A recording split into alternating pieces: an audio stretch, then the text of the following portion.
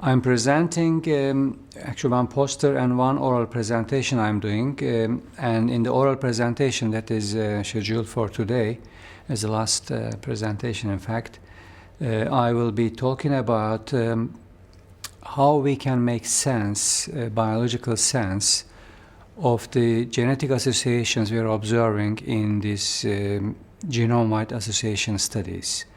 Because they are usually just statistical correlations, and then someone has to make a biological sense of these results. And that is what we have tried, and I will present our take on the overall genome-wide association study results published so far, as well as the meaning of finding a novel finding we have observed ourselves, but has not been published yet. So I'll be presenting the initial results of our own study and biological meanings that we have been able to infer so far. Well, the overall theme is basically what causes childhood leukemia. And we are more on the genetic side. However, I have also worked in environmental health departments in my career.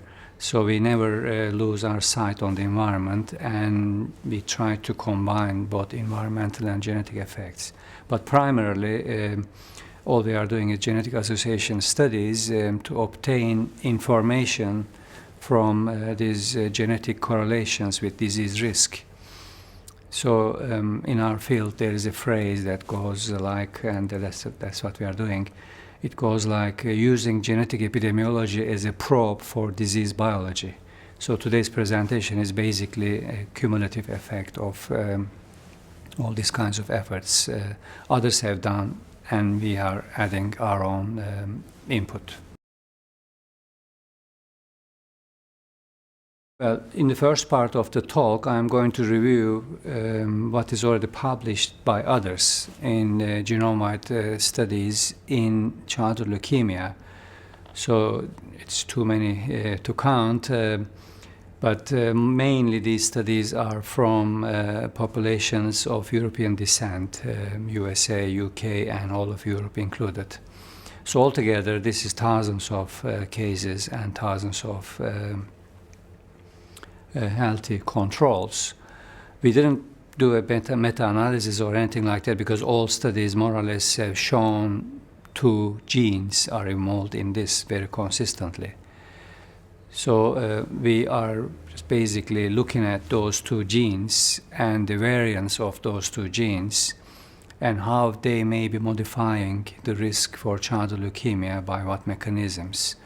We have mainly used dry laboratory, as it may be called, bioinformatics approaches, using existing information from whole genome surveys, mainly in healthy people. But there is data from leukemia and other cancers as well. So we had a cumulative look at all of these, and we have some conclusions that I'm going to point out. In the second half, we are going to present our own study, which was a pilot study, a very small size, very modest size for a genome-wide study, but it's a pilot study, and it is a novel approach. We did not use any controls. We only looked at 237 leukemic children, their genomes, in a genome-wide study. And the comparison groups were males versus females, because it is very well known that males have a higher risk of childhood leukemia, but the reasons are totally unclear.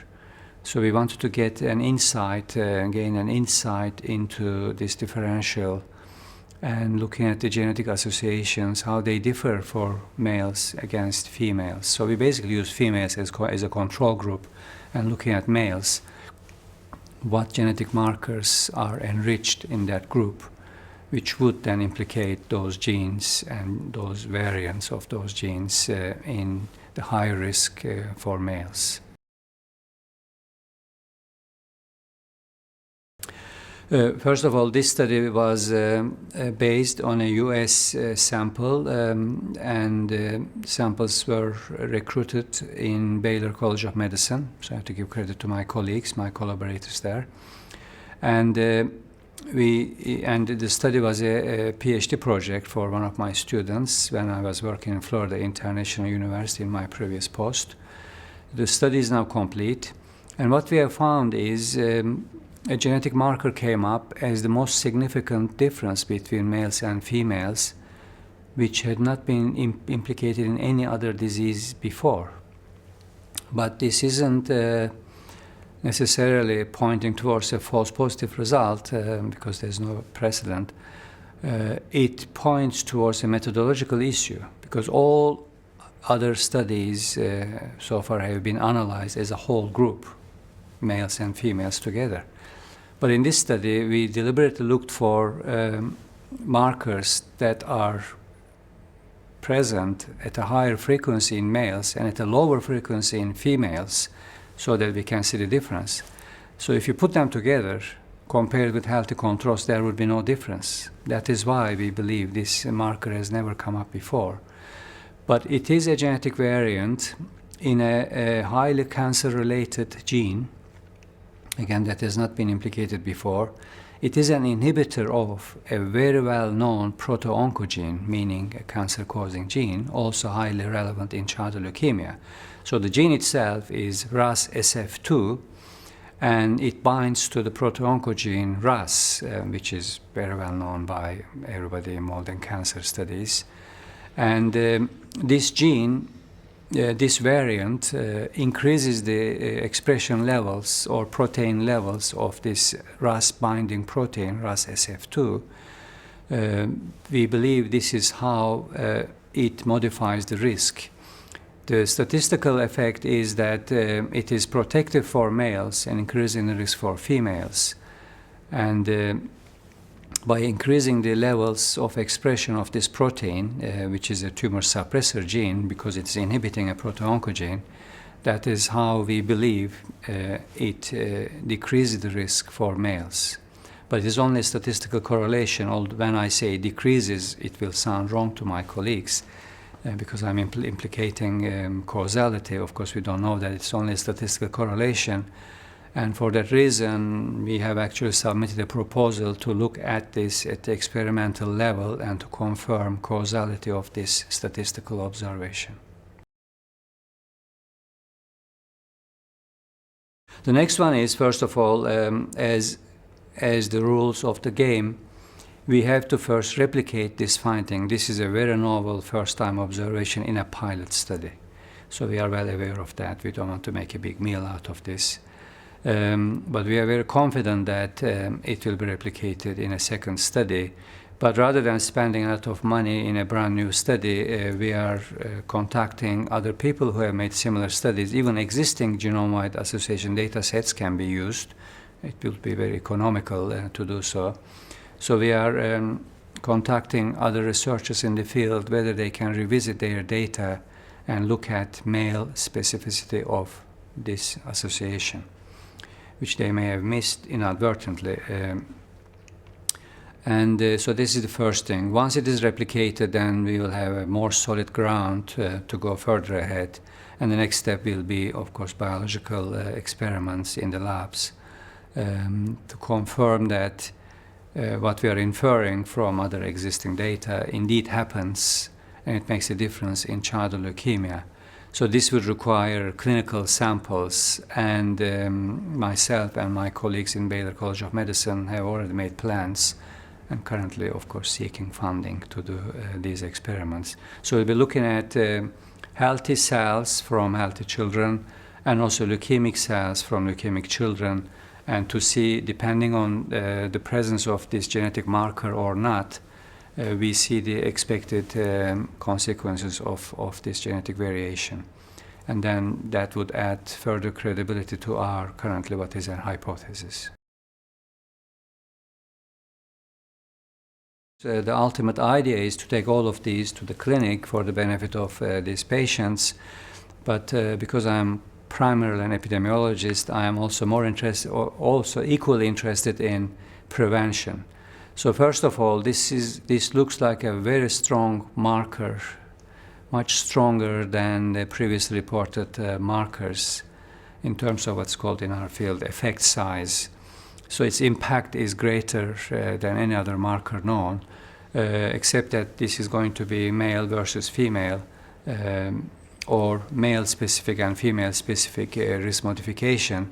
So its preventive value may well be very high, but again, from epidemiological or prevention point of view, whatever intervention will be applied, it will have to be sex-specific, because like one-size-fits-all type of approach would actually harm half of the population. Because as I have already said, this marker confers protection for males, risk for females. If you only go like to enhance this effect, then you will be harming the females in the population.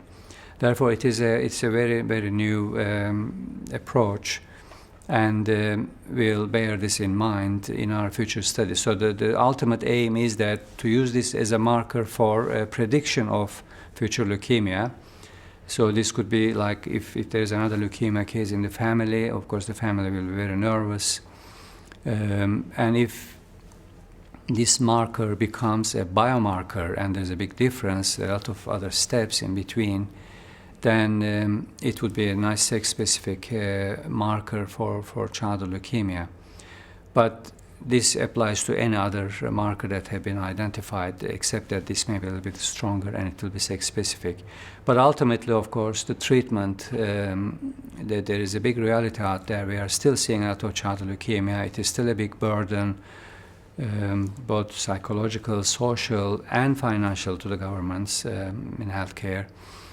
So the ultimate aim is to find ways, either pharmacological or dietary or other ways, to make the modifications that this variant is making, maybe using more natural ways in people who are missing this genotype, this marker, and then ultimately have the same benefit. And in fact, I'm going to be presenting this afternoon that for some of the previously observed associations, they affect the expression levels of certain genes, and using an existing database accessible over the internet, we will be presenting this afternoon that some of these genes are influenced the same way as the risk markers for leukemia by some already known carcinogen exposures. I will be giving the example of valproic acid, for example, which is an antiepileptic agent. It is already known that it can cause leukemia as an adverse effect. And it happens that it increases the expression levels of a particular gene called ARID5B, and most of the already established childhood leukemia risk markers also act and increase the risk by elevating the expression levels of the same gene. So this is the starting point. There may already be natural remedies out there that will cause the same changes that these genetic variants, either protective or risk,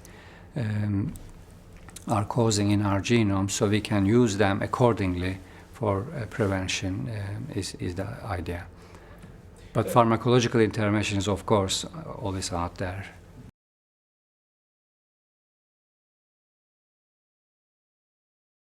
As a geneticist, I actually talk more about the environment in my classes, in my lectures, and in my research. Also, I always keep an eye on the environment.